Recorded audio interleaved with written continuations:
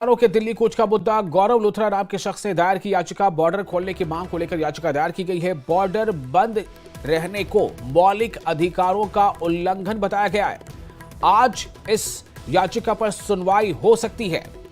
तो supreme court पहुंच चुका है। किसानों के आंदोलन का यह मामला और शंभू बॉर्डर पर जिस तरह से किसान वहां डटे हुए हैं और किसानों को आगे बढ़ने का मौका नहीं मिल पा रहा है, ऐसे में अब ये मामला सुप्रीम कोर्ट पहुंच चुका है। आपको याद होगा कि 6 दिसंबर और उसके बाद 8 दिसंबर इन 2 तारीखों में किसानों ने दिल्ली कूच की कोशिश की, लेकिन वो दिल्ली तक नहीं पहुंच सके। वहां पर प्रशासनिक अधिकारियों ने, प्रशासन की जो तैयारी थी उन्होंने रोका और अब ये मामला सुप्रीम कोर्ट पहुंच चुका है। गौरव लूथरा नाम के शख्स ने सुप्रीम कोर्ट में एक याचिका दायर की है और बॉर्डर खोलने की मांग की है। उन्होंने याचिका में लिखा है कि बॉर्डर को बंद रखना मौलिक अधिकारों का उल्लंघन है। ऐसा माना जा रहा है कि आज सुप्रीम कोर्ट इस मामले पर सुनवाई कर सकता है।